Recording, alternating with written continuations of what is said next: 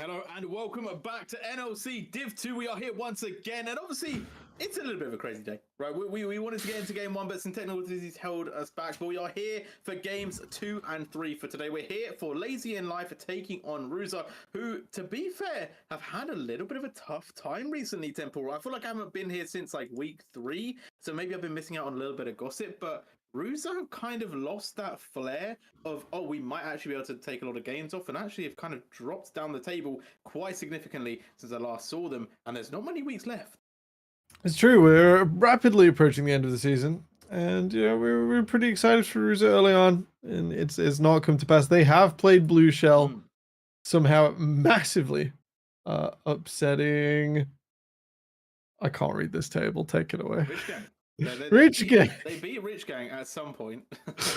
Who, by the way, now are first on the table after putting Unique down to 7 and 3, going 7 and 2 themselves. Game in hand at the top of the table. So the biggest Blue Shell from Ruza. Yeah, and it's not enough because Unique, you know, they aren't able to hold on to their lead for now. They've lost a couple of games, as we are going to go into draft at number 1. So let's bring that one up and go a couple of games that could be a little bit questionable. But let's get into this one, right? Let's talk about these two teams, Ruza versus Lazy in Life. And I feel like Lazy in Life, early on, I was like, hey, you know what? This team could be destined for the stars. This could be a team that ends up somehow number 1 in the leaderboard.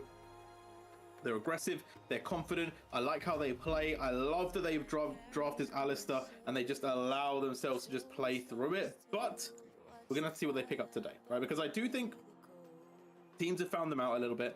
They've kind of read the situation of, okay, we know that you want to go play bot side. We know you want to play towards mid with that Alistair. We kind of figure this one out. So we get into the draft, right? We've got the Rumble, the Orianna, Seraphine. Pretty, well, actually not standard. Some new interesting ones coming out for Not Ruza. standard at all. And really interestingly, we cast this team up against Chaos, and they've lost 3-1-1 since then. And in every single one of those games, Seraphine has been banned. Not a single game beforehand, and every one to follow. So Lazy in Life definitely leaning heavy on Tidebringer and still struggling to make the formula work afterwards. Yeah, but Ori, definitely a very strong pick. I think Piper has played it a couple of times now, definitely looked quite dominant in general across the pick, and I think it sets up nicely. But we're going to we'll go back to Skarner. We haven't seen Skarner in a while. No, has still been banned out against this team a few times. Banned it themselves also. And I think he's still, this fantastic engage and team fight control element.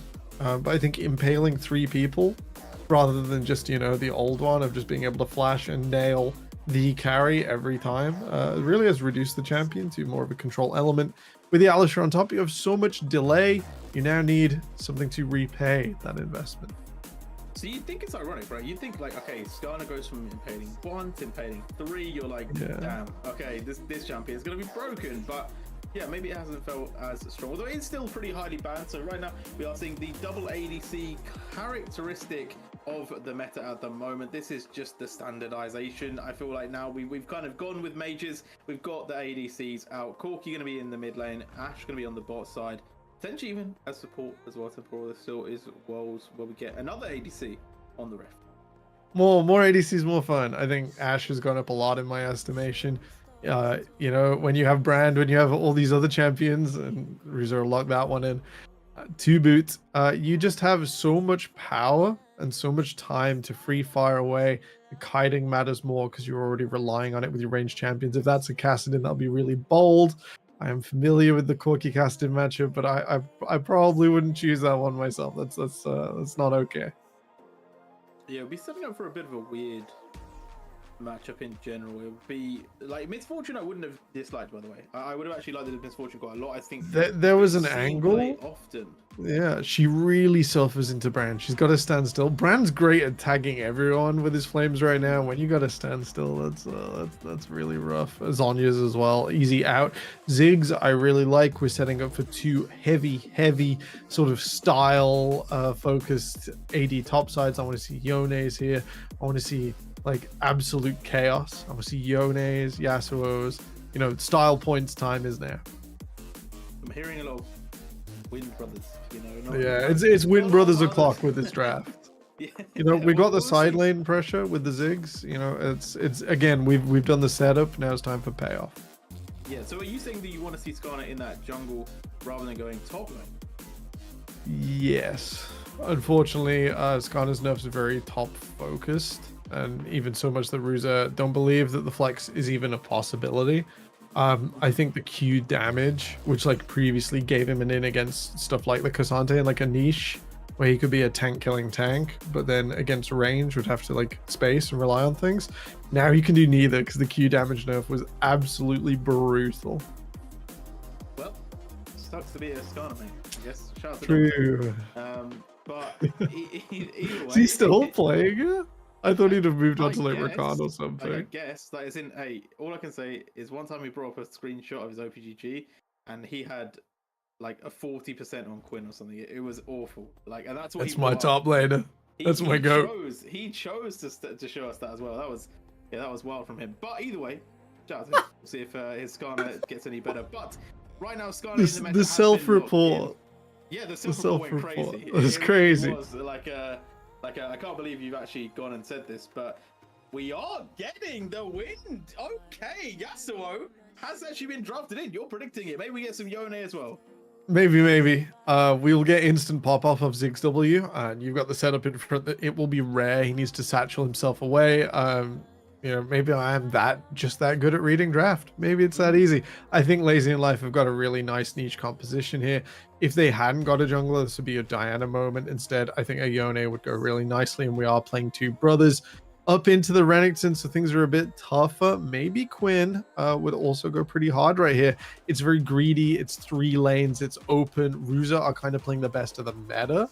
And we get a little more situational when that comes to pass. I actually would really like a Poppy or a Lulu here.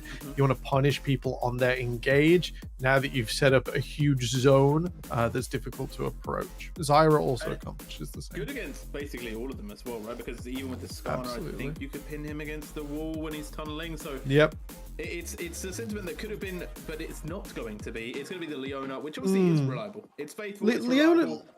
Long range Leona, yeah, she kind of does the same and offers the engage, because, you know, if you run towards her in a carry, it's an easy auto Q auto in lane. If the jungler starts to interfere, she's great at playing with that interference. She doesn't have to run forwards. She's a bit dual modal there. Really good. Bit worried about the Cassante lock-in. We are now very short on damage unless this Yasuo has a pretty good lane. It's up against Corki, so it's fine in lane. It's acceptable. The shields and the wind walls will get him through. However, if Brand comes to pass a few times, I think Lazy in Life have set themselves a really high bar of execution that they've now got to try and meet. Yeah, it's a lot. I don't know how I feel about it. I like, you know what? I think the tanks are good. Yeah, but I feel like we've gone too many tanks. You know? Yeah, Cassante can still overwhelm in the 1v1, and that's great. And then Brandon and Ash are going to cut him in half.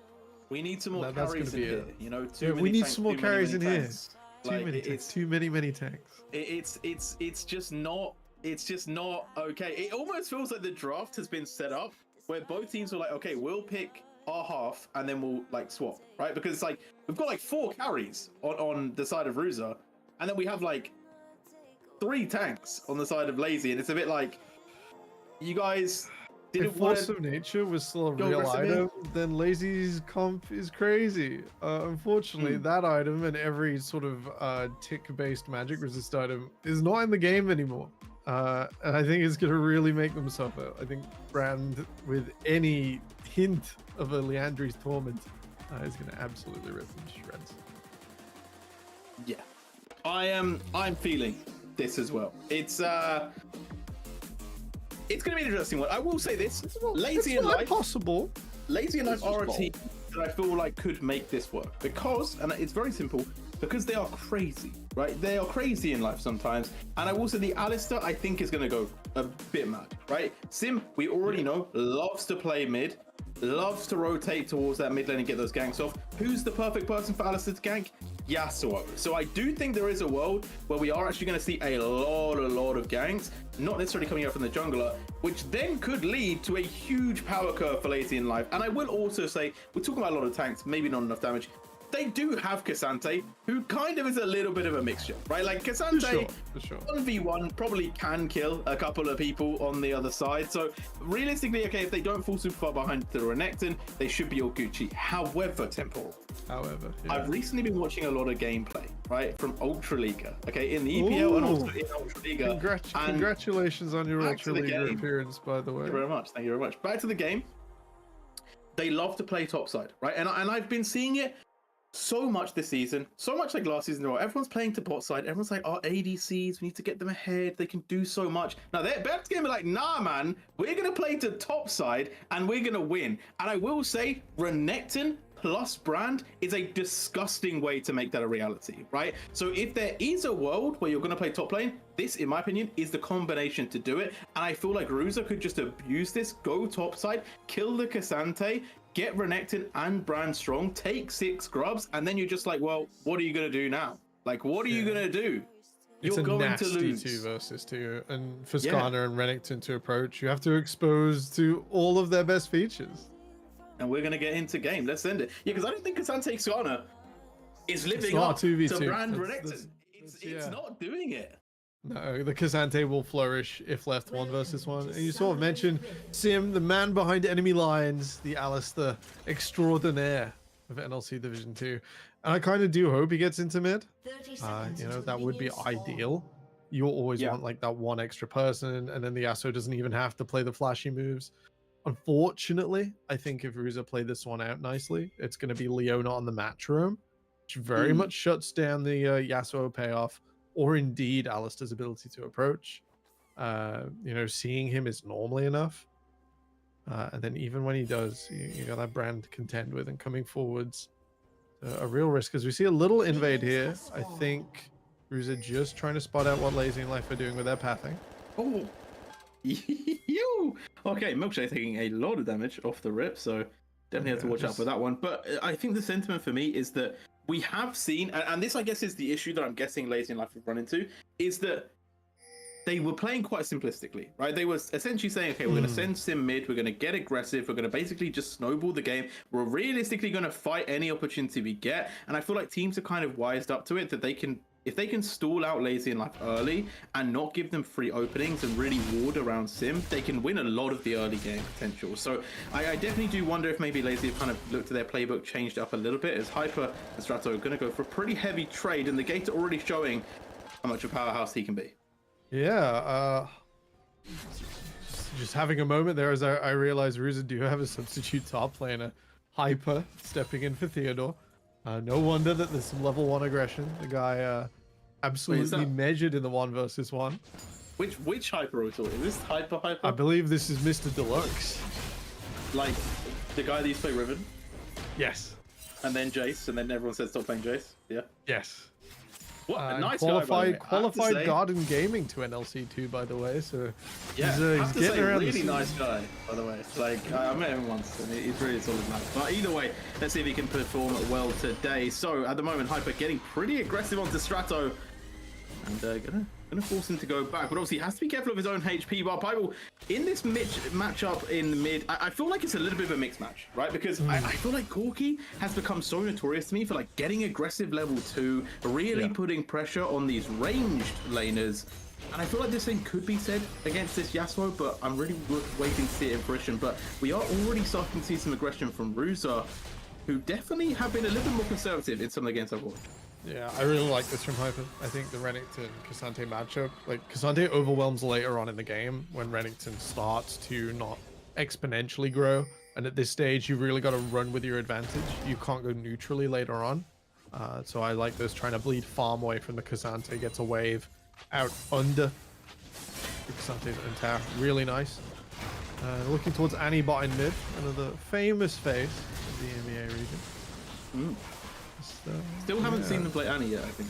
So. No, you know, when you have one-trick ponies, I think you gotta have that conversation. Start splits X-Nom falls in the 2 versus 2. Lazy and Life getting aggressive with him, but now in big trouble as Panda has moved down to the bot side. Carly gonna try and look for Sim, and Sim playing a little bit more of a long game, looking for Milkshake to get into this fight, but it isn't necessarily gonna go too well. It's 2 tanks versus a whole load of damage from the Brand, and Milkshake is going to burn away. Milkshake might have been the savior. Might have been real sweet coming in there, but unfortunately comes in so long after Tidebringer falls that really was just sort of diving to his death. We'll get his support out of there, so it still is only 2 kills for Ruza. But that's the brand in these small unit fights in a 2v2, 3v3 for Hyper. Ooh, getting a little bit risky with it. You know, I credited him for going deep in the early game, and you do have to do it, but I didn't think he was going to go that deep. Right to the edge of his health bar on the Lizard Wizard. We'll have another rage bar here, so he is looking to invite Strato in to heal up off the minion right there. Strato not going to rise to it. Milkshake, unfortunately, is going to meet a brand post level 3. Will smite to get away with the crab. But Panda, well and truly a force of nature right now, will be able to path down into this dragon. Anibot's going to slow push mid, and with their bot lane coming back, Ruza should really be looking at the objective gank. Maybe top is spotted. Hyper in trouble here. Milkshake has made their way up to top side. Hyper just trying to play a little bit of time, waiting for their own jungler. Hyper able to sidestep, will be able to buy some time. The stun as well. We talked about the 2v2 temporal. Here we go. We finally start to see it, and Lazy have no rebuttal to this brand. The damage is unreal, and Panda is going to pick up 1, maybe even 2. Milkshake going to flash away, but Hyper might be looking for it. Goes in, slice and dice, culls the Meek, and will go down themselves. But it's a 2 versus 1 in the 2v2 we talked about, temporal. Indeed, absolutely brutal. They'll get the wave in as well. That's a big deal in top lane. Strato will be paying even more after losing that CS2, the proxy, earlier. You know, Panda full build on this Faded Ashes. It's 900 gold, and apparently it's all the damage brand needs to carve up bot lane base and go and shred a 2v2 in top as well. Panda using the strength of this brand so early in this game, and yeah, all they have to do now, Ruze, is keep this momentum up, and the big team fight payoffs they've got in this composition will come to fruition. And it looks like the plan I set out earlier is going to continue. Now going for the grubs, should be able to pick up all 3 with no contention. Fast. It's so quick, by the way. Like, I don't play brand, right? I tried them out the other day, and like the speed is unreal, and I was doing it wrong as well. So like the fact that like you kind of immediately eviscerate these grubs is kind of disgusting, to be honest. Jay, like you've made, unfortunately, a bit of a faux pas there. You can't do it wrong on brand because you pointed your skills at the things and they died. Oh, talking about things that might die, Cassante could be on that list. We'll get stunned, the damage gonna tick over, will not go down completely, but has been forced to leave lane at the moment. Hyper gonna be reaping those rewards as a 3-man dive was playing on mid, but Anibot flashed away and got out easily. Lazy in Life at least trying to get a cross map, at least trying to get something going. They have got that last breath available now for the Asura. Wouldn't mind them starting up this dragon while the brand is off kilter. They've already lost parts of the jungle. Milkshake's going to go for it. It's a bit rough because you're opting into this sort of like, we're still going to be a unit, we're still going to be a team, even if no one has an advantage, even if we haven't made plays out on the map. Unfortunately, you're looking at a brand that's going to splash 5 people, a solar flare that's going to pick you out in the worst position or deny an engage. It's still really, really tough for Lazy in Life to sort of play this out straight 5v5. Shim is trying to escape. He's trying to break out of his cage. Yeah, and we have to remember the dive could potentially have been on the top side. I think if they decided to push the wave, maybe they could have got underneath the tower and caused Strato some serious pain, but Sim has made their way all the way to the top side of the jungle. We're going to defend the red buff of Milkshake and be just a general nuisance around the map, but it does open up the potential for Tidebringer to get dope. Yeah, X-Slash there. Sending more of a message than anything else. Tidebringer doing well, holding on the wave. Not going to be out. And Milkshake did manage to counter the counter jungling with a little counter jungling of his own. So the red buff going over there to the Skarner surely should fall. Does have the smite just coming up. We'll pick it up. Not even.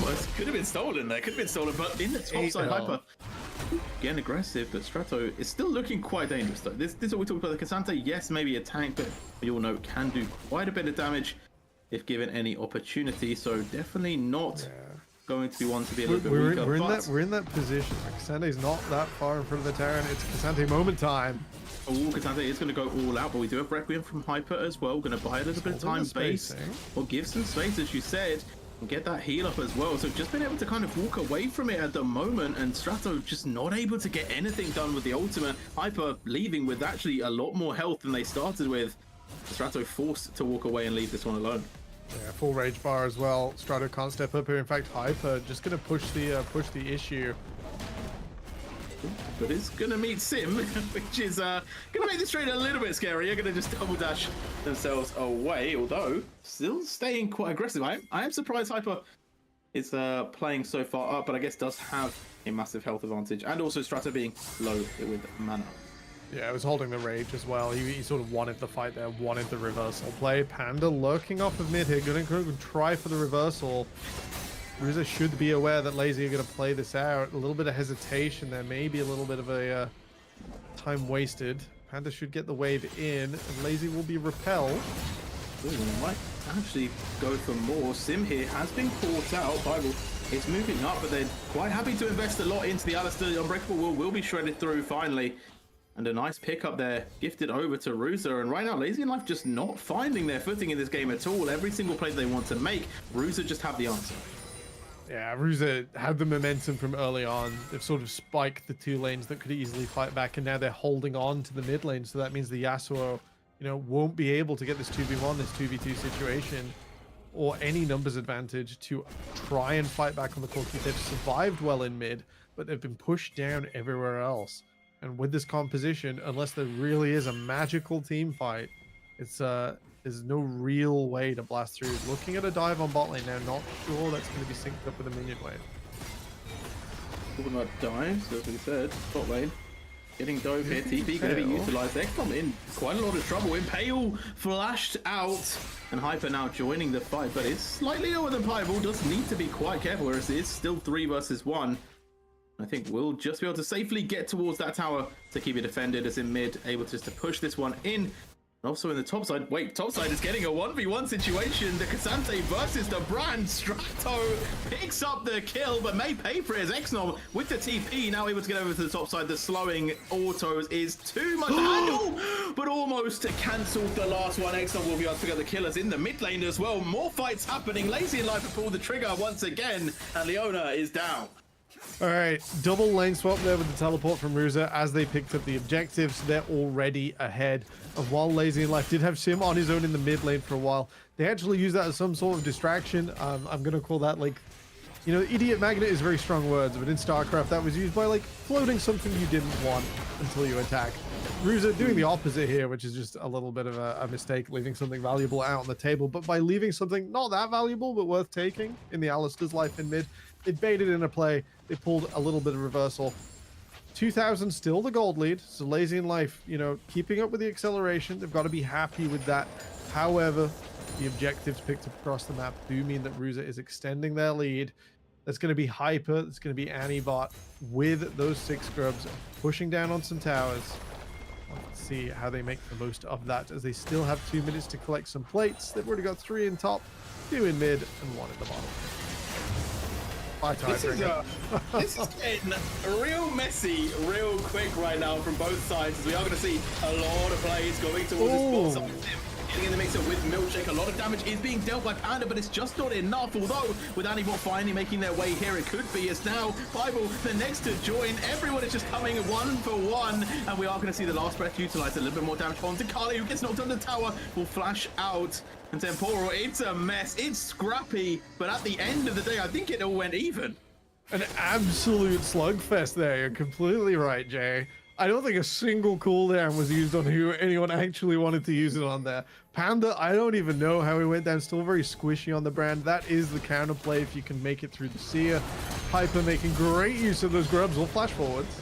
Ooh, the damage is unreal from Anibot as well. The follow-up coming in massive as Milkshake just dragging Hyper on the tower. And I don't think we're seeing any play that is not 1 for 1 at the moment, although this one might finally work out for Lazy. Valkyrie, though, going to be utilized for Anibot and will get them out to safety. So finally, a little bit of calm in this crazy storm of a mid-game. First moment of patience there from Lazy. The Impale, a movement only ability, no damage, just using the tower to punch the over-aggression. Sim we sent back to base. This should be the dragons equalized as well, so the game will slow down a little. The Ruza will start to build up objectives outside of the Void Grubs. We've seen them use those already. They picked up another plate in top, another plate in mid, and I think there are a few more in bot lane that started off that fight. So they have sort of pushed the gold a little bit further forwards. Lazy in Life just holding on for now, just trying to stay calm. Let's look for the angle. Let's see if the Ziggs can set up any macro plays, maybe allow them a numbers advantage. Yeah, let's quickly do a stock take of this game, because a lot's been happening. A lot has changed in the last like 2 minutes. So okay, overall, 1.5k gold lead over to Ruta. They are up 6 grubs as well. They are now even in dragons. If we do look at the solo gold, it's pretty even across the board. As hold on, we have another play happening. Milkshake in the mid lane with Strato looking for Annie bot. Will they get in range? Yes, they do. The arrow goes wide. They take through the wall Annie bot, and this should be an all-out kill. Strato takes that one in the mid lane to give another kill to Lazy in Life, and they bring themselves a little bit closer. However, towers are starting to crumble around the map. Yeah, Lazy in Life did actually manage to pick up first tower despite the grub deficit. Well done there. While we're talking about gold leads, item efficiency has been a really big thing in NLC. Sim coming over the back. Oh, over the back indeed, but Primal was stunned. Gets a double knock of it again. Woo! Stop! 3 members caught tower, and they managed to get the Yasuo to safety. 1 kill picked up as well, and now Hyper potentially in big trouble here as Stratos moving down as well. Sim again with the so close.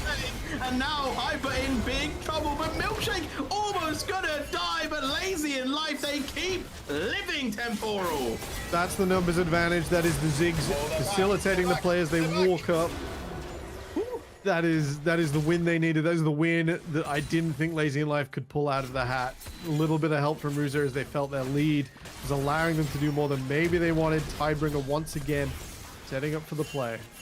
But Sim always there playing bodyguard. Like anyone needs to get into a fight, Sim's there to headbutt you away, to pulverize them up into the air. And you just can't get a fair fight against Lazy in Life at the moment, which, to be fair, it works. It's how they like to play. They love to be a bit scrappy Temporal, and this is exactly why I like this team so much.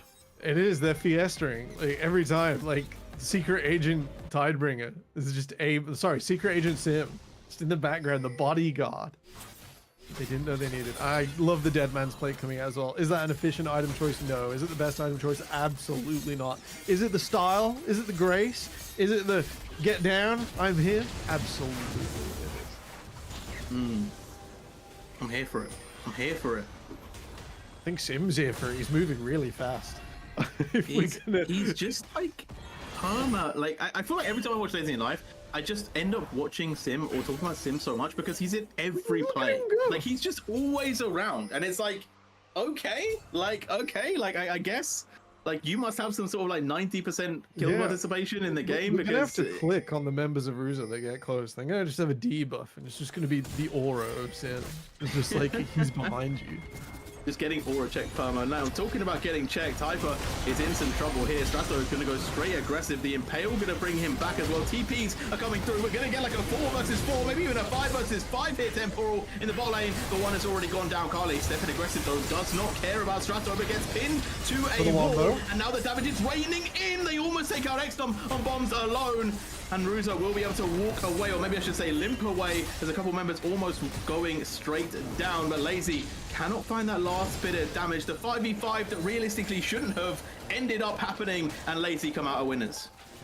Yeah, I like the patience from Lazy in Life here. They could have last breath Pibble into the backside to take out XDom and extend the fight, but it's under a tower. It's more than they need.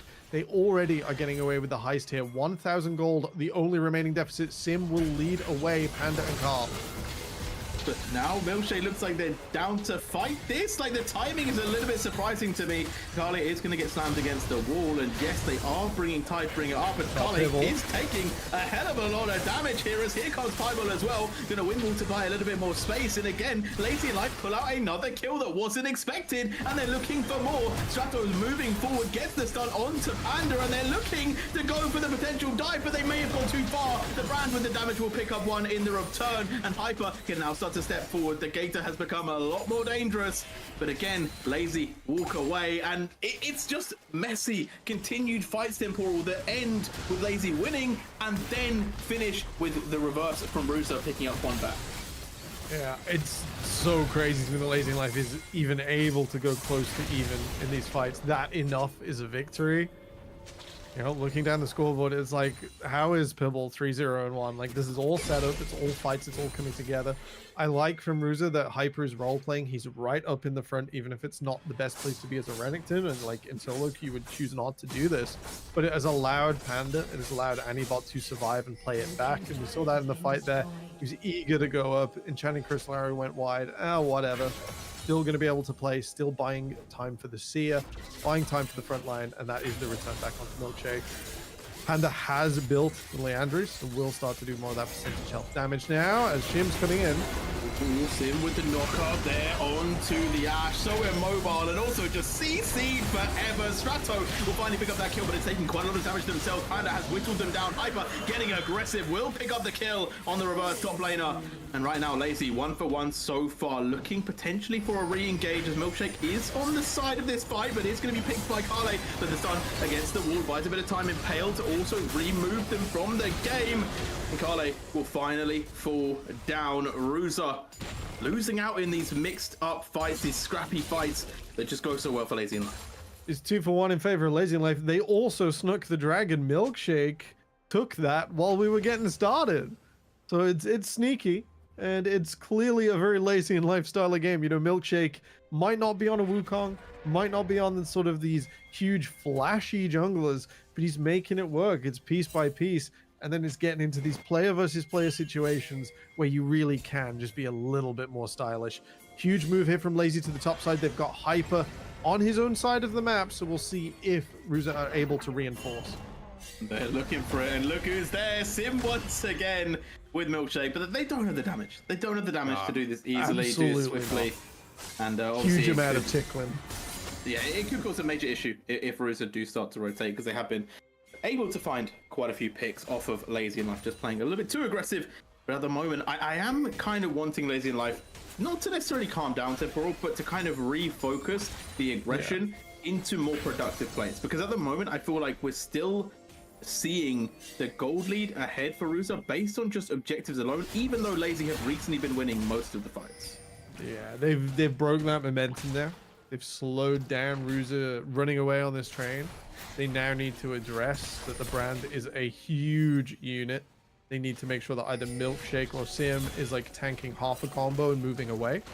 The only way you survive through this, I think, if there are passive procs and it hits 5 people.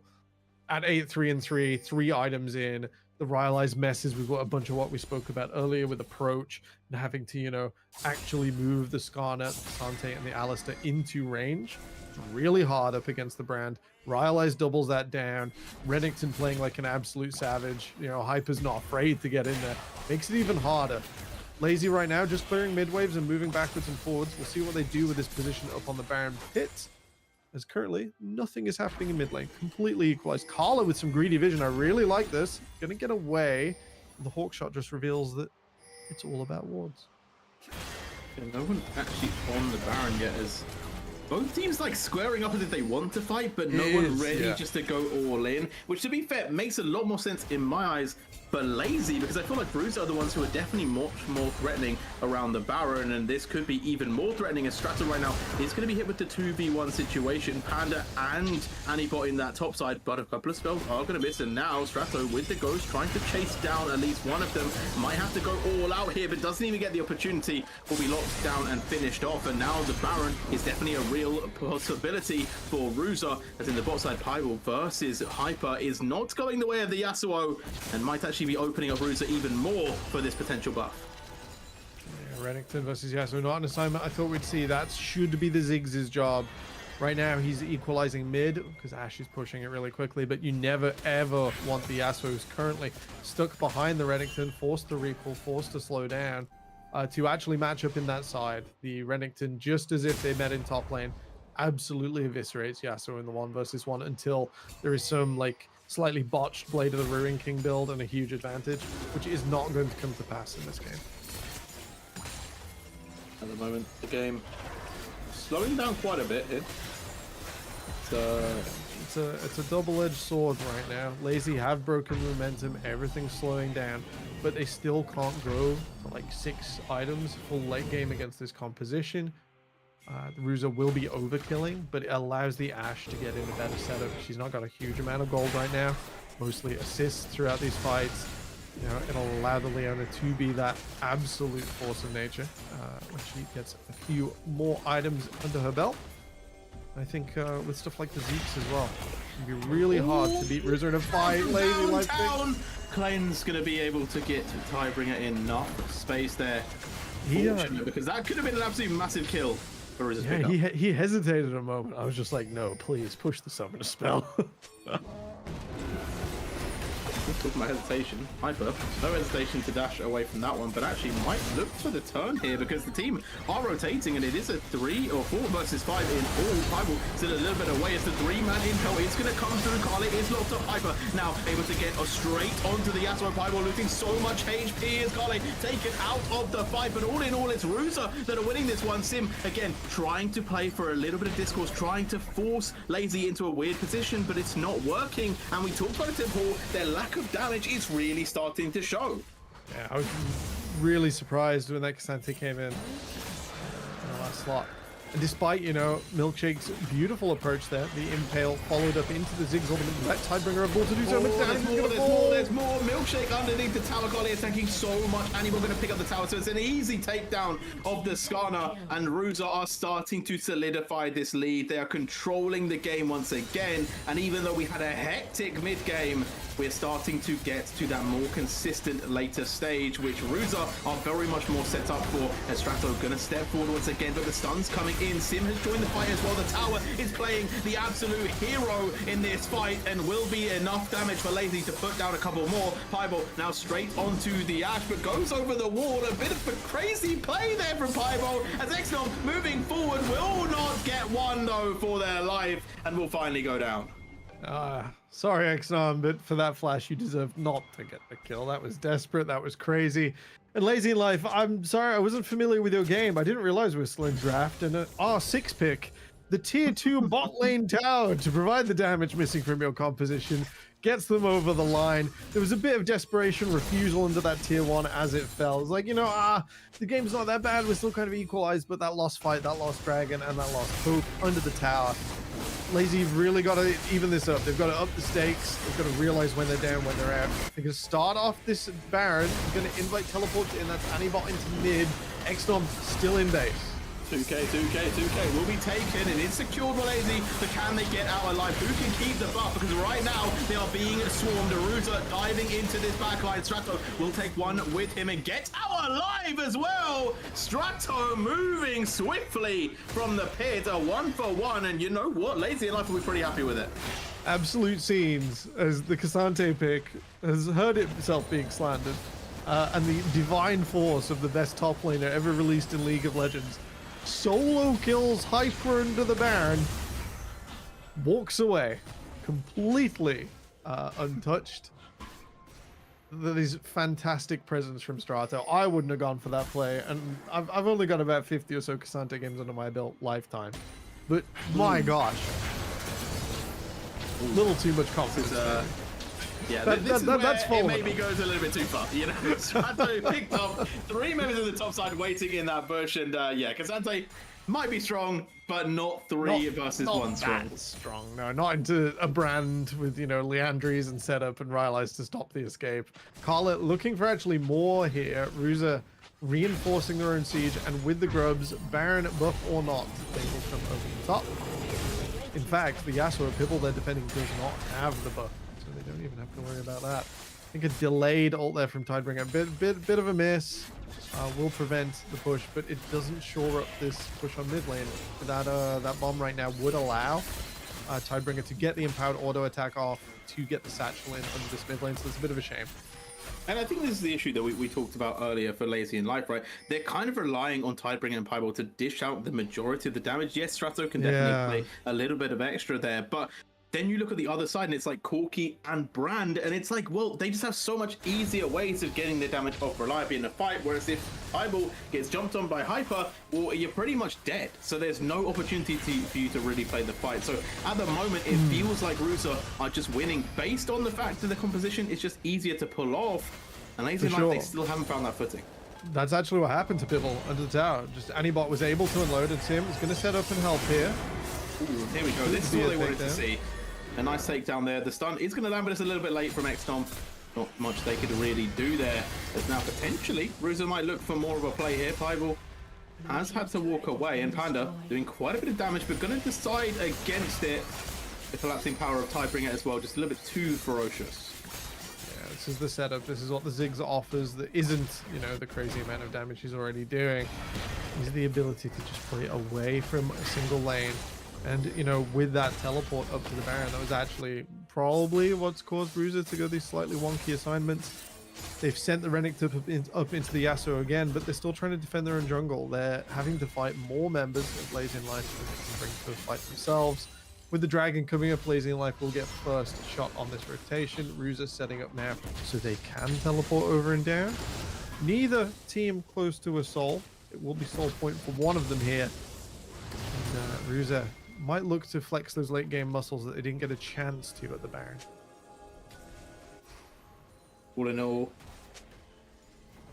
I still feel like I can't call it temporal. You know, I just feel like anything can happen in this game. The Ognifi Asharo does connect, and in goes Hyper. 1 versus 3, though, in a little bit of a tough situation. Surviving for a very long time, but Pivel able to get the ultimate off. They've already taken down Exton, but this is a really good fight for Lazy in Life. They're moving forward. The brand damage is big, but Panda will fall down as well. And Kale, trying to scrap it out, will finally take down Pivel. But Lazy in Life, this is what I was talking about, temporal. It feels like we should be able to say, hey, you know what? Ruza are winning. They should be able to take it, but Lazy in Life always come back. They're just holding on. It is their style of gameplay. And while another support will magically kill what is happening in the top carry, side? that is, you know, Sim's health bar with the Warmog. I don't think Hyper can do it. He can't kill him. It's an immovable object, and Hyper not yet an unstoppable force. This will be securing the dragon. And just preventing Hyper from resetting, getting out on the map. Because Lazy are in the extended play, Sim doesn't care. He doesn't need to be anywhere right now. So denying gold from Hyper. The exhaust as well. Sorry, the ignite as well. He might be going for this. He's got the ultimate coming in. Ziggs is making a play. Hyper will get a little bit of assistance. They will kill Sim. And what can I say? Like, the Ashero is going to be cleansed, right? Tidebringer will walk away from this one. But, like, what are the plays, man? Sim is just 1v1ing Hyper in the top side, prohibiting him from doing anything in the game. Lazy in Life, absolutely crazy from them. I'm so happy we got into this game. I love watching Lazy in Life play. I really hope we get them in playoffs, because if one of the lower Div 1 teams has to face this, I'm not sure they can deal with the resilience, with the style, with the Cassante, any of the above. Strato. They're just a permanent question mark ping for me, because it's just like they really are the unexpected team. You never know what's going to happen, but Pivel, maybe we can predict what's going to happen here. Nice, a little bit of damage with the last breath, but the stun is too much. The Yasuo will fall down a little bit out of their comfort zone, as Hyper now might actually be the one in the losing 1v1 here, as Strato going to go quite aggressive here with the all out. Hyper forced to proc the Dominus. Quite happy with the trade overall, not going to be losing too much, but his best friend is back. Sim near the top side, and Baron is going to be spawning up, so imagine Lazy in Life setting up for that. Yeah, it's a shame losing Pivel there. They were only a little bit of movement from Panda if he'd moved slightly up. They could have maybe slid through the wall and escaped, but instead his teleport ready, 20 seconds. They've got to try and interfere with this Baron. Lazy in Life, they have the technology, they can get over that back wall. Yeah, they are looking to go for it. Of course, Sims in there first. Milkshake diving through as well. Baron is secured by Ruza. Ruza now trying to get out alive. A couple of members going to be locked up. Exxon taking a lot of damage from Tidebringer, but not enough to die just yet. Sim is still alive as Kale going onto the backline, but maybe now in a little bit of trouble. Panda still following up though, so we'll be able to get the support out. And the lack of damage really starting to show here, right? Lazy in Life just could not do enough. A couple of members surviving on very low HP here. And Bible trying to chase, trying to find at least a kill that cannot succeed. Yeah, it's a bit of a shame. I think with Bible there, likely would have been able to take in the fight. They sustain damage, just not in a position right now where they can actually finish off anyone. They can really dissuade the fight. They can really mess with the opponent's confidence as they come forwards, but they haven't converted. This is going to be another support versus top laner 1v1 that I don't like the winner of. This time Panda is there, you know, and so is the Corki. So I think this one's a little bit less crazy than what we saw earlier, and Strato will be forced to walk away, and we'll get out alive. It's crazy to manage to sweep away from that hyper. Bit of a rough situation. Ev does not want to assign up against K'Sante. We saw what was happening there before the Baron play. So the K'Sante well and truly overwhelming Renekton at this stage. And is that our first Overlord's Blood Mail of the season? I was thinking that. I was like, we never see that item get built. I really enjoyed it in Arena. That, you know, it's a little awkward in Summoner's Rift. You know, you think, oh, I want that third, and then you look at the other like third options, like Sterak's. What else would maybe? I'm trying to think like what champions really use it. Like obviously Set is someone that I feel like yeah. would buy the item I bought it a bunch on Alawi release. It was good. Yeah, good makes sense. Talking about good, this would be a really good pick right now if Lazy can secure it. Panda in a bit of a tough situation, but still holding on, actually doing a lot of damage, and the Sonya's gonna buy some more time for the rest of the team to move in. Sim in big trouble here. Hyper joining the fight as well, but Lazy have found the jungler. They've killed off Panda, but look at the low HP on Lazy. A little bit more damage, and they will topple a couple in a second. Milkshake now going to be the next one to be targeted, will be stunned up by the arrow, and Tidebringer just not able to get into this fight. The damage is raining in from the backline of Ruza, and they can just keep walking them down. Hyper now onto Tidebringer, forcing them away as Kale keeping the stuns high. Strato had to go all out Temporal, but Ruza just dominant, walking them down slowly but surely. If you tell me that you lose a fight with Baron at this stage in the game at 35 minutes and it looks like that, where are your towers going to be instead? Lazy are fighting back! Hyper, too far forward. Lazy are back, but Anibot raining with the Gatling gun, able to just do so much to force them away, but Tidebringer dissuades the fight once more. Again, not able to get the kills, but able to stop the push. And Ruza dropped the push in mid lane. They didn't even keep going with Exnom. That's absolutely crazy to me that you win a fight like that with Baron buff at that stage in the game and you don't convert. It wasn't all on Ruza. I don't think they had the ability. I think Lazy and Life have just done so well at stretching out their losses, and every time they lose, it's like a but you can't take the tier 2 tower, and you're not confident because Ziggs bomb has a very short cooldown, a very short fuse, and your AD carries all alone in mid lane. They'll be back up for this dragon, and it will push us to a double soul point if this is taken. Sim potential on the flank here. They are starting to group. This will be a good look for Lazy. A couple of members going to be logged up, and Extorm now in big trouble here. Going to go down immediately, and the Assault should be able to get a knock up as well with the double knock up Temporal. That's 2 dead. Hyper now going to have to run. Flashes over the wall on the flip side of the fight, though. Sim just chasing away the brand. Milkshake's going to go back in for it as Pyro still looking for the Renekton, but on the flip, Panda in big trouble. Going to go into stasis. Yes, the passive clacks, but it's not enough. And Lazy in life Temporal, they've managed to win a fight, and not only win it, but lose 0 members. They're going to convert as well as Lazy in Life recline after that fight. They're going to tip the base over slightly. This is their game, their style, and despite not picking up the objective, they kited out the brand. They found the double knock up, the wombo combo. Their Nexus towers begin to fall. They might go to end. Hyper in big trouble. He's going to be knocked away. Sim playing bouncer once more. The tower is going down. No one else is up. Lazy in Life have won this game. Crazy in Life. At 37 minutes, they did not give up. They did not look down. They did not let a brand with a massive amount of KDA intimidate them. An absolute shutout, not in gold, but in style for Lazy in Life. It's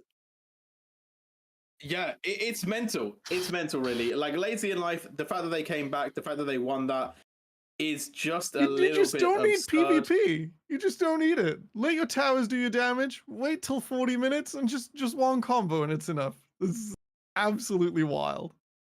Lazy in Life. What Hats can I off. say? What can I say? They're solid. Ruza have very little to be ashamed of. Very little. Yeah. They played that game very well. I don't have much more to say. We're going to go to a short break. When we come back, we're going to get the next game on. It's game number 3. We're trying to make up a little bit of time. But yeah, We maybe talk about that one a little Nice. bit. Lazy in Life, all I can say, I love the gameplay, and they get another win.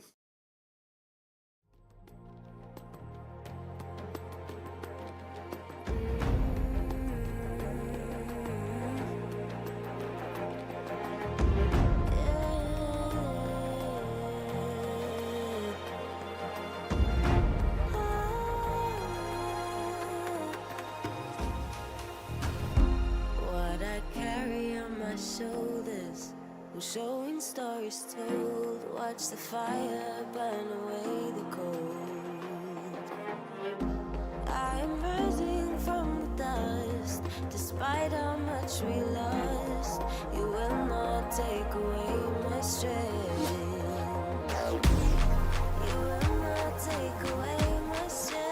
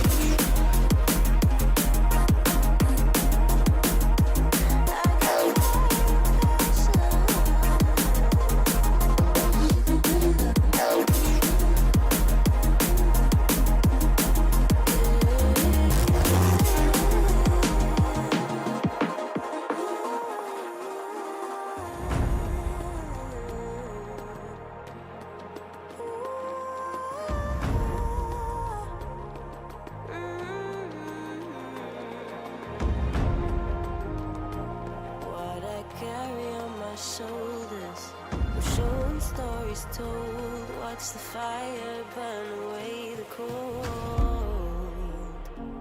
I am rising from the dust. Despite how much we lost, you will not take away my strength. You will not take away my strength.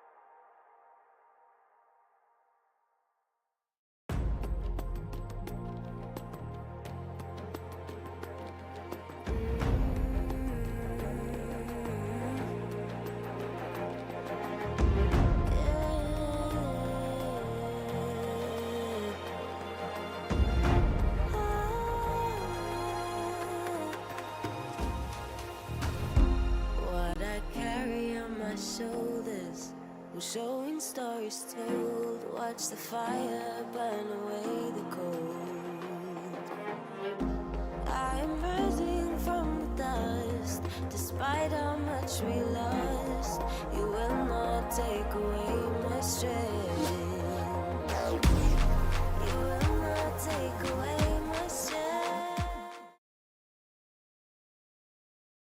And we are back for some more League of Legends. This time it is Garden Gaming taking on Fourth Wall. And I feel like these two teams have had some turbulent times, right? Garden Gaming 4-4, Fourth Wall 4-5, really, really close in the standings. And to be fair, we did talk about it earlier, how Rusa have kind of had a bit of a rough time. They're 2-6. The games are closing in. But I will say, overall, it's very close in the table, right? Like the top two are 7-2 and 7-3, and then you have a bit of a drop off, right? Where there's a load of 4-4, 4-5 players. As we go into this draft, we have two teams that are scrapping for the same position at the moment. Right now, Garden Gaming wanting to extend that lead and not allow Fourth Wall back into the competition, as we are going to be going into draft tempo.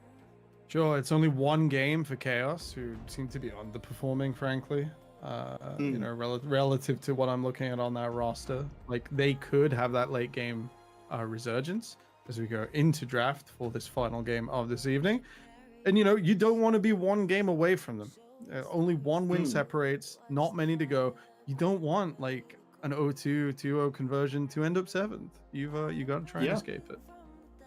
Yeah, but we'll have to see how this one pans out. At the moment, though, pretty fair from Garden Gaming, banning with the Ezreal, then choosing to lock in for some of those AP junglers there. The Karthus and the Zyra are going to be banned away. On the flip side, the Varus and the Rumble taken, and then the Ashe. So Fourth Wall, very, very target banning here. Tristan open, Corki open, Lucian open. Brand is open. There's so many picks that could have been locked in, but Garden Gaming going to stick with the Lilia, which I feel like is a much lesser picked jungler now. Yeah, it does take away from Fourth Wall picking that themselves. Bash recently popped off on the pick, which was the loss for Rich Gang, first place team. So it was his Lilia, so I guess that's their fourth ban, is picking it themselves. Fourth Wall now can kind of play blue on red. You can kind of set up your own thing. You only really have to think about a Lilia, and she's not, like you said, she's not that brand. She's not this force of nature that completely warps the game around it. So the Cassante, surprise, surprise, Eddie Bury, is going to be piloting that one. And I did call that we do have Vardags on the Fourth Wall side, so Tristan and Caitlyn go massively in priority. Still flexible, but Tristan and Corki mid lane, my bet for now. Camille lock in for Uzor. I think we have seen Uzor play at least once before in the tournament so far, and I feel like Uzor has played quite well in general. I feel like I've liked watching Uzor play a bit, and obviously the Camille into the Cassante, it's a pretty known matchup, so definitely one that I feel like we could maybe have expected a little bit, but at the same time, I feel like it's not. Yeah, I'd never choose to put myself in that situation. Yeah, it's not the like go-to, you know, like I feel like if you're Camille, you're not thinking, oh, I'd love to play against the Cassante right now, but you know what, it's happening. Corki going to be locked in though by Garden Gaming as well, as we see the Xin Xiao, the final pick in the first rotation. So early junglers have been locked in. Interesting how they're going to keep up with the Lilia. Yeah, Xin Xiao doesn't keep up with Lilia, like not even close. Yeah, I know. It's crazy. It's a statement from Fourth Wall that says we got to go fast and we got to go home. And you know, win or lose, they're going to be home in time for tea. It's an odd pick. We'll see if they are going to use it to try and upset the Corki and just like repeat gank in mid. Like that would be my default assumption. A Kaiser takeaway here. So now they're going to look at removing sort of dive buddies for the Camille and things that can set up off the back of the Lilia. Wouldn't be surprised to see this split. Instead, it's going to be the Jinx, so it is just even more targeting. That's 4 bans for Mikkel. Garden Gaming's AD carry always plunges a few, but this is a lot. And to be fair, you know what, sometimes I get it. Like, Mikkel, it is a big part of the team, right? They have performed very strongly, and I think taking away some of these carries is fair, but there are still a lot on the table, right? Like, Zeri is still up there. You know, if they wanted to go really aggressive to match maybe Fourth Wall, they could go Kalista. Like, there's a few picks that are still available. Also, one that I want to see, Nyla is still on the table. You know, you never know. Maybe we finally get to see that getting played in this game. Yeah, she's a lot of fun. Mikkel's Xayah, I know Xayah isn't flavor of the month right now, is absolutely astronomically strong. And I'm looking at a Tristana that's going to want to jump on top of it. I'm looking at a Xinjiao and a Kazante. They're going to try and move in for their cooldowns for their CC. A Nautilus that's going to be angling for hooks. I know Xayah's not the peak AD carry right now, but if you were going to pick her in a game, I could very much allow it in this one. Yeah, we're all going to be the first look into matchup against Nautilus. I like it. It's engaged. It works out. Vayne would be crazy, by the way. Vayne would be crazy. I don't like the fortune here. There's too much gunning for you. Tristana makes this character so hard to play because there is just a faster AD carry, longer range running at you. This is the evasion and the setup I want. I think it suits the composition most. And I think it also allows you to play a little bit through top side and try and shore up some of that weakness in the 2v2 that Camille's going to have. Yeah, and we saw a lot of power from it in the last game. I know they didn't win, but Rusa were able to really put Hyper on the map and cause quite a lot of issues in most of the game for Lazy in Life. So there is a little bit of a world in my mind where, you know what, playing over to that top side does work out really well. As we're seeing the Brand lock-in. Is that going to be Brand How ADC did I get through to Brand R5? Big? Like, what's yeah, it can play 4, it can play 5 positions, let's face it. It's going to do pretty well. I think it might give Xayah some trouble as the E off the wave. You know, she tends to want to align with the wave. You want to get the feathers through. You want to be threatening your opponent's position. And an E on something that's already a flame will always catch her and then walk forwards, threaten Q. You have presence. Sure, you've burnt a little bit of mana. But Xayah's doing the same, trying to set up on you. So the Brand is pretty good in this bottom lane. I wasn't, in truth, expecting Vardex to pick this. So we'll see what they go to, but it is very strong. Yeah, we've seen quite a few interesting bot lanes. Right, we've seen Hui being the flavor for Unique for a really long time. You know, they've really enjoyed playing Hui as their ADC. Now we get to see the Brand. You know what? I'm not against it. I feel like Brand is just so strong at the moment that realistically, it's justified, yeah. Why not? Why not go for it? You know, like I think there definitely were some other picks that could have maybe come through here, but they also were lacking AP. So I guess it's kind of the double solution. You know, 2 birds, 1 stone kind of situation. Although this stone is now on fire, and you're going to really feel it. The flaming hot, yeah. Anyway, it's like the presence as well. It gets through the team fight, it gets through the tanks. There's nothing Brand can't kill, and you don't even. It didn't win last game. It didn't win. It won last game up till the 34th minute. Let's be real. Like it's not the free ticket home, you know. No, for sure. You can't put 5 Brands on one team, or it really would be. Wait till they bring back All for one. That's not. Oh, that was horrible. Brand was already very good in that mode pre-anything because your passive was one thing for 5 people. So if you launch like 15 shots at someone, yeah, just like... There's like 2 types of people that play All for One. There's like the people that just want to have a good time, right? The Tam Kent. Yeah, we're playing Blitzcrank. We're playing Blitzcrank, and we're conga lining all the way back to base. Yeah, like some people just play it for a little bit of bounce, and then there's just like, yeah, I want to ruin someone's day. You know, it's time to play 5 Brands. Like, no, like that's not it. But we're gonna get into game. Enough of All for One. Let's get into Summoners Rift. The 5 versus 5 has been locked in. Fourth Wall and Garden Gaming going head to head for quite a crucial moment in the split. Yeah, Garden Gaming, 1 game in hand. The Fourth Wall joining them on the precipice of playoffs. You want to be secure in your position. You don't want to be stressing about it till the last minute. This Fourth Wall all running down mid here will spot Squidly. And will be near their position. Yeah, Fourth Wall going to be walking in here. Garden Gaming, I guess this is what I want to see from Fourth Wall, because when we're thinking about like the Xin Xiao versus the Lilia, obviously you're not going to outfarm the Lilia. Yep. You can out-gank the Lilia. Like, I was kind of hoping they would commit to an invade here, because if they do get the invade, maybe it throws off Loki. Maybe it makes Garden Gaming's game a little bit more tough, as Uzor going to pick up that 1 ward. So it is going to be a level 6, or sorry, a 6 minion level 2 for Wantage and a 6 minion level 2 for Uzor. As Fourth Wall once again starting to threaten, really looking to find out where that Lilia starts. Yeah, I think this was the biggest things they could have hoped for. You know, with Lilia, you always want to see the chickens. With faster junglers, all of your mages, new and old style.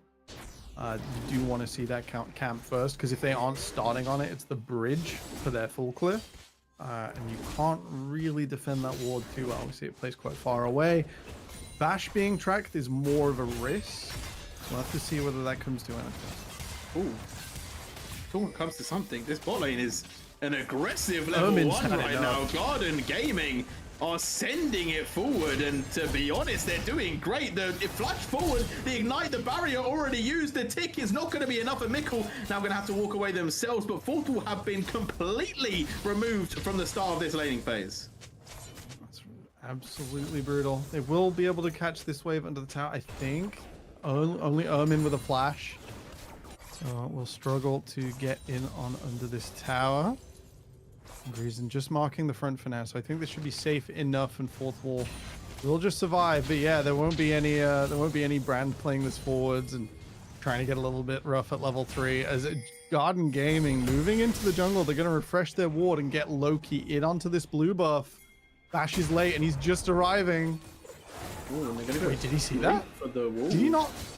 I so think Bash confused. knows. Like, surely he saw Loki there, but has he seen the rest of the bot lane are also going to be there? A root immediately in, and Bash going to be taken down. Squidly with the first blood, and Vardax trying to come over to help out, but it's a little bit too late.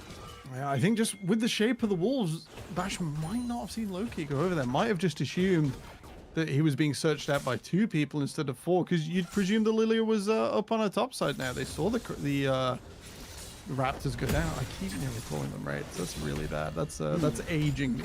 Old school. That's not okay. Very old school. Yeah, rough position for the Xin Zhao. You want to lead with the momentum, either your own farm to sort of become that pseudo carry, or to mess with more lanes.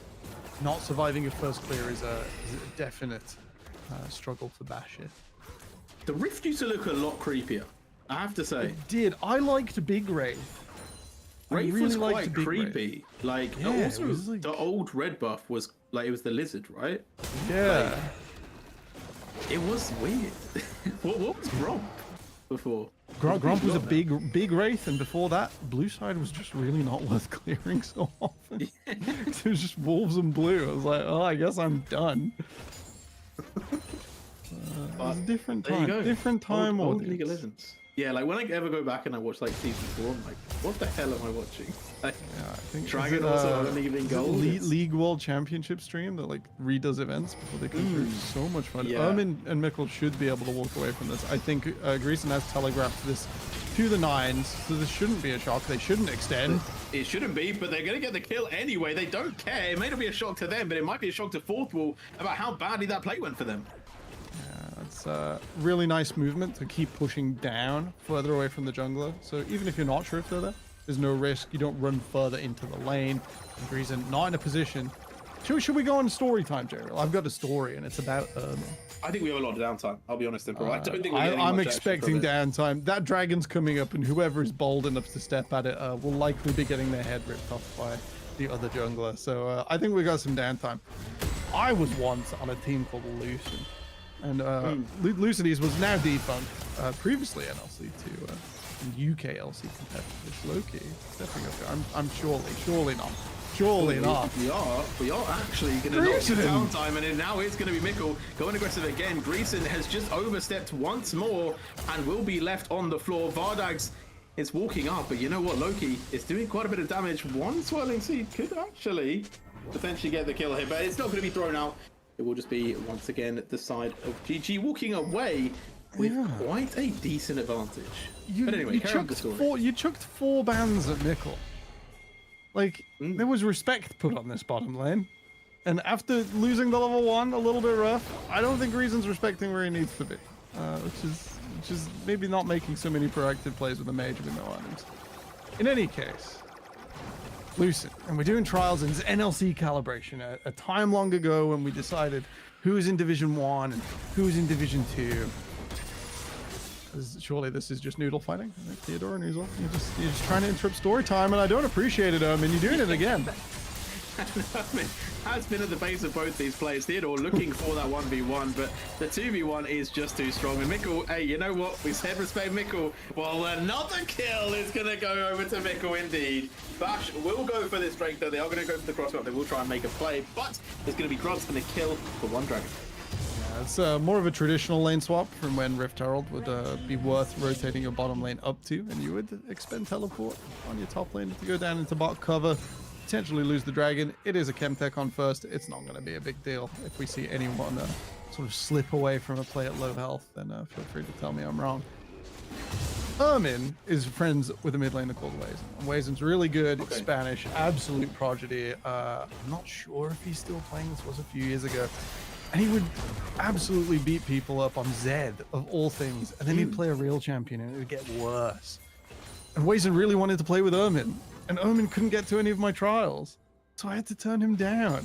And looking at this, I'm really sad, Jeriel. I missed out on a banger of a support. Yeah, he's doing great, you know? But you never know. You can never tell what the future would have held. But Wantage right now is going to be able to tell that Uzol being in the lane was not too fun for them, as Drowsy is going to come through, but I don't even think Theodore needed the Nightcrawler there. He was out cold as the bomb came through. Needed the Nightcrawler. I love that. That sort of sets it up, doesn't it? I think the bot lane rotating around, it's an older pattern. This is more 2020 play where you're moving your bot lane as like this strong unit. You're shadowing them with your jungler. So by rotating up to top, the jungler keeps farming. You're there for an objective in force.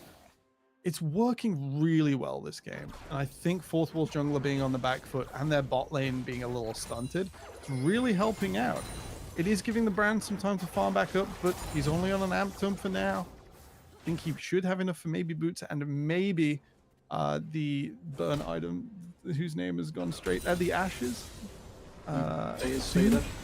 Fated ashes, that's the one. Nearly called them hallowed ashes, but that'd be even more of a Dark Souls reference than the item already is. We love those. I love those. So do the League of Legends devs, apparently. Every now and again, I'm just like, huh, that sounds like a Dark Souls reference. Name's very, very cool. We're completely on a tangent, but all the same, this is excellent macro play. This is Garden Gaming going back to something they know, in a position where it's fair to be a little unconfident with the Fourth Wall composition staring you down.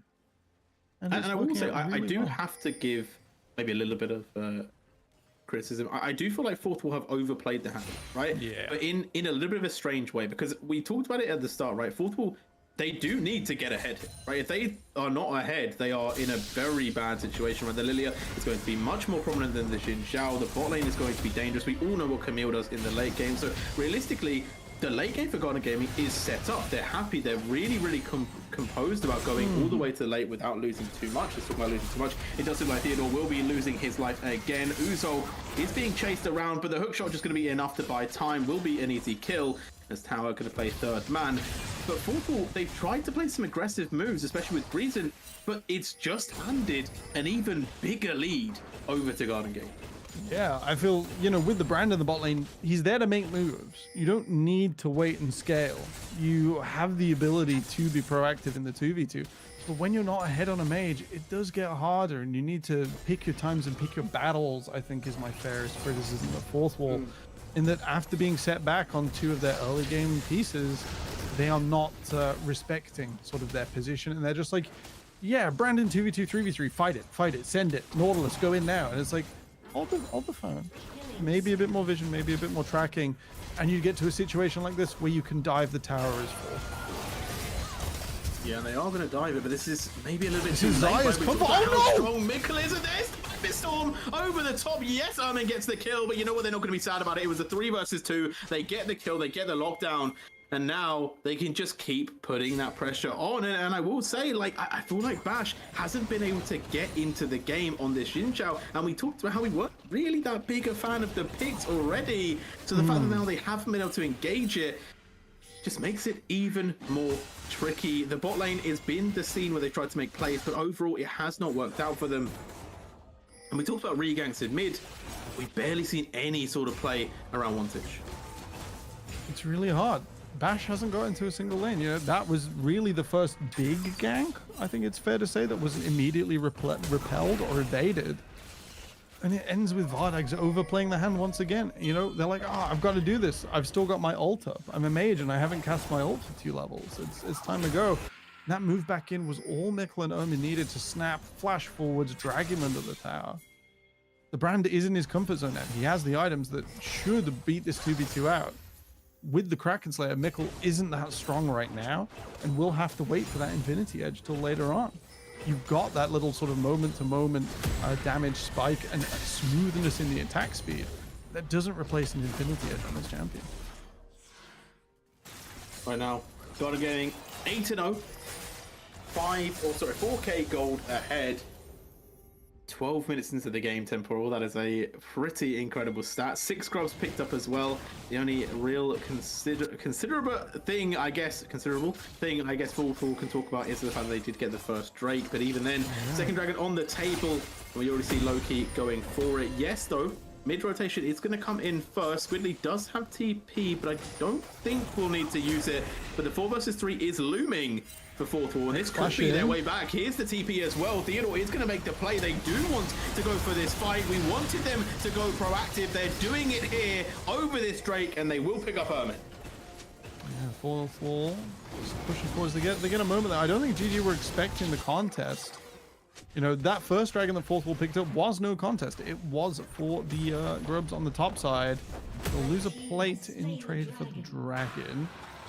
I just don't think Garden Gaming were expecting fourth wall to step up to the plate that way. They do manage to get a little bit of goal back in. The pickup is nice. It's just 1 for now. Yeah, and really smart actually from Ermin once again to kind of play the sacrificial lamb there, making sure their jungler can get out, as we are going to see the first tower traded as well. So all in all, I still think Garden Gaming did come out slightly better, but it's nice to see a bit of life from fourth wall. It's nice to see that they're still in the fight. They've not given up. The ref doesn't have to call it a no contest. They can make some more plays. Yeah, it was more measured like we wanted. That TP in behind cut Loki off. Else they could have maybe tried and find a way back in. Lily asleep. There was no angle for to even cast the ability. It was sort of an absolute win. Theodore struggling a little. You know, we espoused how great Cassante can overwhelm 1 versus 1s. Camille's really a lot better than Renekton 1v1 later on. It's Ridley is going to walk away here. And yeah, Bardak showing off just what you can do up against that Xayah 1 versus 1 when you're on the wave.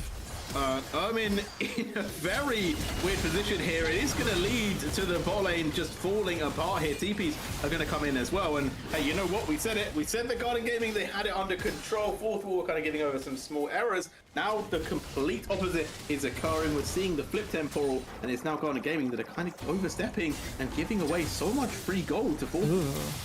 This is kind of what fourth wall will have been expecting from get-go. Flash forwards will get Vardags under pressure. Vardags does have the barrier, able to buy a bit of space as Greason just body blocking, not allowing Uzol to get anywhere near their carry, and with Bash in the vicinity, Uzol just has to walk away and might actually get chased down. Wimbercom's lightning is not going to connect though, and it will be a trade once again for Garden Gaming to get the Rift Herald for a lot of pressure in the bot lane, but the tower will finally fall down. Tower for Rift Herald is just about alright. It is picked up on the Lilia. These bigger teamfight pieces who are still doing well. Wantage losing his flash. Uzol will just tag him, but not quite enough. No ultimate to follow. A nice buster shot to buy a little bit of space there. As you said, no Hextech ultimatum, so can't go further. And I'm now interested to see how they decide to line up their members, right? Because they've moved Uzol around the map a lot. They're now sending their bot lane back to collect this tower, but Vardags doesn't have to stay in this lane anymore. They could start to move them mid. Yeah, we have seen sort of the slowdown. Garden Gaming, they had the plan. They had the rails when their bot lane was ahead. They moved the 2v2 through the top side, did the lane swap. Now seem to be hesitating for a moment. They are going to send Squidly down. That will allow them to set up for a Baron if this is a long play, or potentially something on mid. Uzol just hovering away there in the side. They should be pushing this up and getting vision. We'll look to see if they go towards the chickens or whether they come up towards the wolves. Pings down here. Looks like Ermin is stuck on this bot side.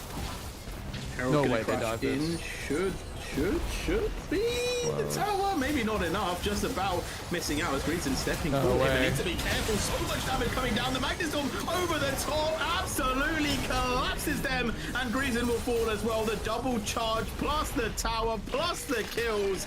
Garden Gaming are back.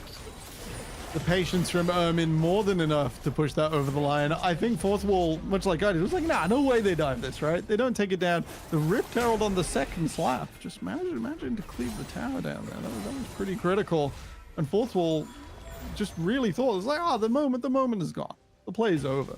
Garden Gaming just knew to hold on. Ermin has done so well, you know, despite the last two takedowns. Maybe we've been praising him a little too much and getting that caster curse in there.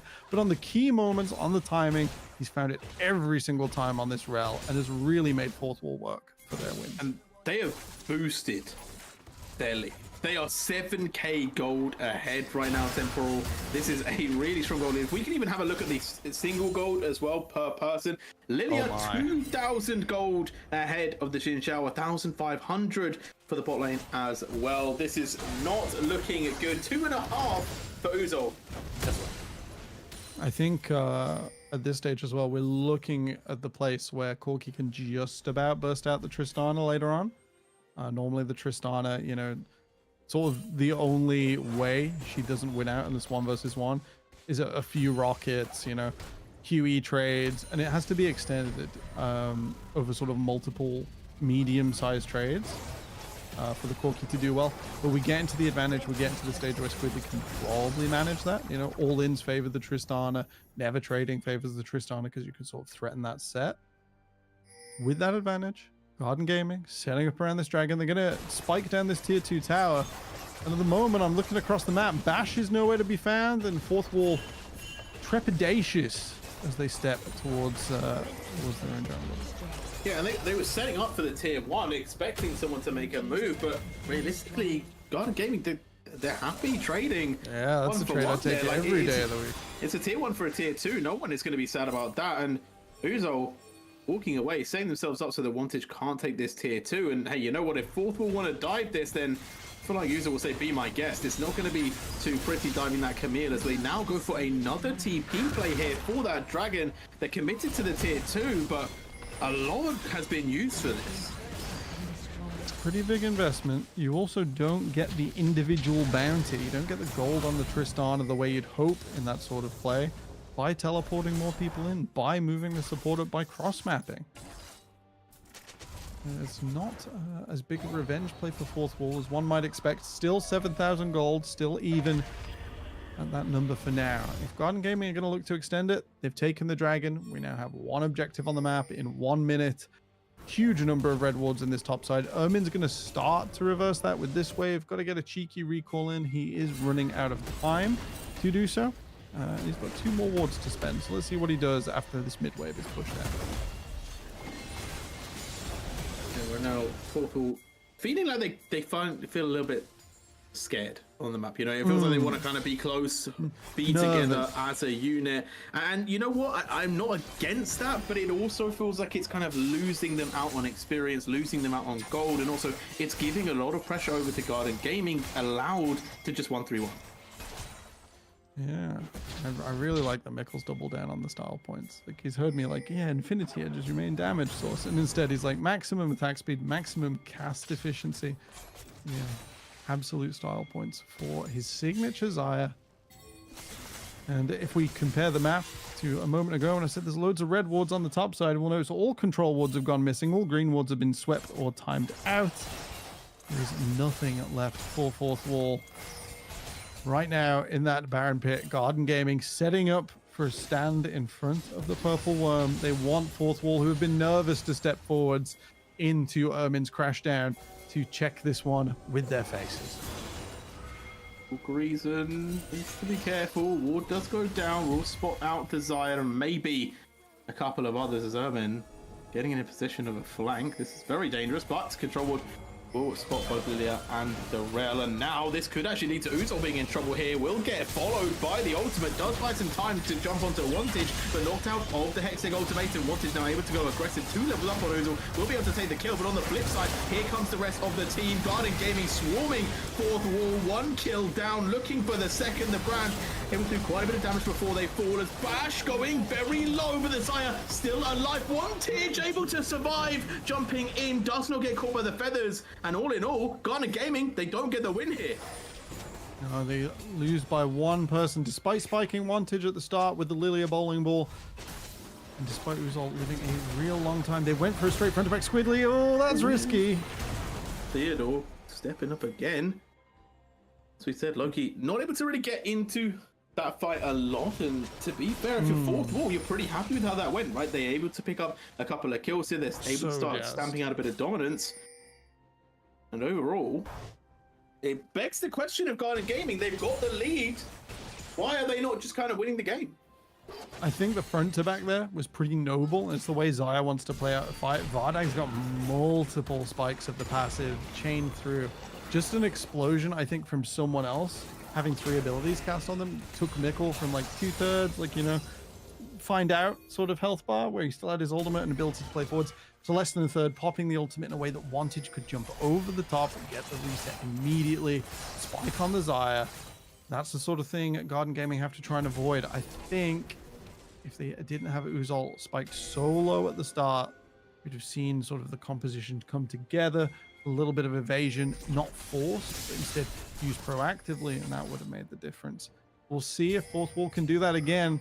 Vardags wasn't quite there with the items, starting to get there now. Wantage pretty strong on this Tristana, coming up on the 3rd item, and the last whisper, I believe, coming through will help get through the rel and just make sure they can play through the entire fight. Grease in here, just check and see if anyone's waiting from Garden Gaming. Yeah, quite a slow game. Very different to what we had in our first one today. Lazy in life there, just setting fire to everything on the rift. But at the moment, Garden Gaming... fourth wall looking for a Baron trade onto this dragon. Pings down on the dragon, 25 seconds, and you can see fourth wall don't care for it. They are nowhere nearby. They were maybe checking to see if they could go for the inhibitor there. Just going to clear out the purple worm instead. Just going to give Baron Nashor the Cloak of Fog of War. An interesting strategy. Okay, yes, they did win that last fight as Wantage. It's going to get aggressive onto Squidly here, so quite a bit of damage will go down, gets the jump back as well. So all in all, quite happy with that performance. And Wantage, you know what? It is pretty strong. And we have to think about it. Up 2 levels on anyone else in the game. Oh, no, sorry, only 1 level above Squidly. But definitely the strongest on the map so far. We are going to see Uzol starting up the dragon here. So a nice play coming out from Garden Gaming, able to kind of keep their hands in both of these objectives at the same time, without giving too much pressure over to fourth wall. Repeated bowling balls from the Lilia Ermin should just get away here. Oh, and the stun back on the Greeton, who hooked in, will lose half their HP. However, should be able to walk out. I believe has Warmogs as well, if I'm not mistaken. Oh no, it does have Warmogs. Yeah. So will not be able to regen that health, and that does give a bit of space for Garden Gaming. Draken taken, and I can go back to pushing the lanes. I've been so lazy playing support recently. Oh, knock up. A little lazy in this trouble here. Theodore, you need to go, and they do not get the opportunity. Garden Gaming picking up a kill there, and now they keep the push going, pushing onto the bot side. Now actually looking to even turn onto the Baron. Temporal, Garden Gaming, they're doing it really clinically. Step by step, brick by brick, they are taking down fourth wall. A bit of a shame there. I think Theodore lost in the source, maybe lost in the weeds of the garden, and just getting taken down. A real shame. They've still got the teleport in, 8,000 here on the objective. I think Wantage is just going to try and farm everything. Bash maybe for the kamikaze? Goes to the steal, doesn't manage to get it though. Bash now was in an awful position, does have flash in a second, but not going to be up in time. Wantage hit with the Hextech ultimatum, trying to run away, just about not caught by Ermin.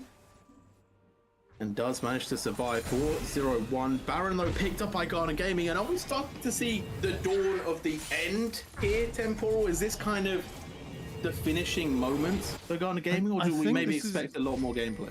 I think this is the way it's going to go. I think we're going to have 2 or 3 more of these. Wantage there, not able to pick out Uzol, so that's parallel to what we saw earlier, where his ability to take out Uzol was actually what forced the fight and forced Garden Gaming into something that didn't work out so well for them. You know, they were like, oh, well, I guess we'll try front to back. You know, we didn't really want to, but it's fine. Without their top lane, it didn't work out. Baron buff right now, pushing in 2 lanes. It's not going to be sort of a big break on the base, I feel. We have Squidly going back. Could be a teleport to the bottom lane, but they're respecting the Tristana. They're just going to take it step by step, just like you said. Yeah, Garden Gaming quite happy to split themselves up. Very viable way of pushing, as they are going to take that tier 2. Tristana Just sink down to the bot lane, just then to keep going. The fourth wall, they're going to have to defend mid and top lane here, and they might need to recall Wantage. Yes, the threat of towers is good, but with the might as well. Look at the towers disintegrate. Temporal, that's going to be mid tier 3, picked up already, and Inhib going to be following pretty shortly. Jinjao starting to move over, but now Garden Gaming, they can just focus on to top side. Really rough base race. Surely Wantage has to get back here right now. On to Bash. TP is going to be coming through. Wantage will be joining back the rest of the team, but for what loss? Already we are seeing a lot of damage onto Ooze, although they should be able to pick this one up, and actually fourth wall maybe stabilizing a bit. A 4 versus 5 now. A little bit of favor. Yeah, I think Mikkel and Squiddy didn't want any part of that low key. Just going to rely on the movement speed passive to get out of there. And yeah, it's 2 inhibitors. It's not a that is the big break that I didn't expect to come with this Baron. Sort of expected it with the next one.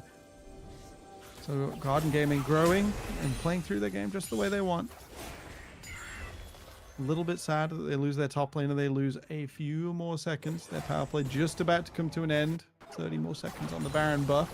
So while it will help Squidly push out this problem, no more big prizes to be won. Looking across the map, Dragon really separated from everything else. We're already seeing Ermin down there. First move on the vision. This should just about live till the objective spawns. It gives you a chance to go back, refresh your wards. He's going to be in here with plenty of time. And they can feel comfortable doing it because Wantage is on a minion wave somewhere else. Yeah, it's a little bit disconnected, fourth wall at the moment. Feeling like although they are so strong in these 5v5s, they're just never really putting themselves in a good situation to do it. And Garden Gaming, they're sticking to the game plan. They know what they want to do. They're going back to that 4-1. They've rotated down to the bot side this time. And they're playing it out as Wantage has joined this time. 5 versus 4 on the side as they're still pushing in that mid lane. Uzol Huge missed opportunity there. Vardag's got flames onto multiple people. Could have flash ulted, losing himself, but setting up for the Tristana. They're going to go for a more traditional engage. Reason gets the hook. They push back Ermin, buying some space, but they aren't getting loads of damage off in the backline. He's able to fire quite freely at the moment for Garden Gaming. They're just waiting for their time, waiting for their moment. Loki taking quite a bit of damage. Will buy some time. The double sleep in the backline. In they go. They're also low, and forward goes Garden Gaming, and down goes fourth wall. It almost felt a little bit clinical that they were just slowly just picking off the pieces one by one.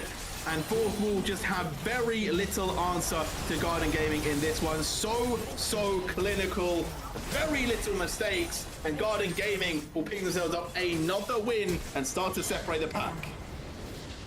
Huge victory there. Fourth wall moving to 4 and 6. Not a huge amount of games left. Lots of pressure.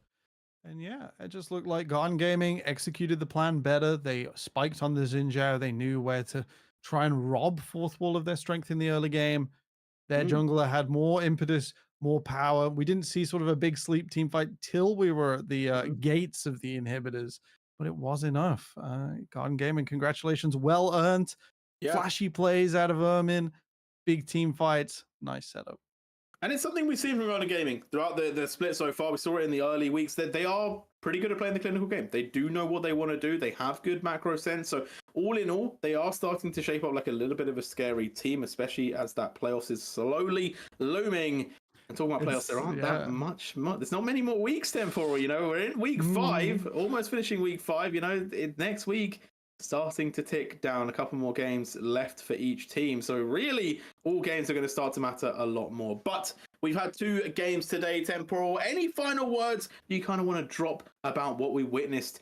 Obviously, we missed out on game 1, which was Rich Gang picking up the win over UniQ. Yeah, so Unique. That sort of equates the top of the table. That was second winning over first, second with game in hand as well. So Rich Gang cementing themselves at the top of the table.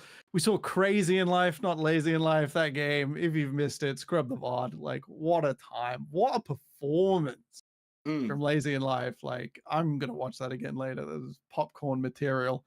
And to see Mikkel get a win on his signature Zaya in a time in the meta when I don't think the champion is super celebrated.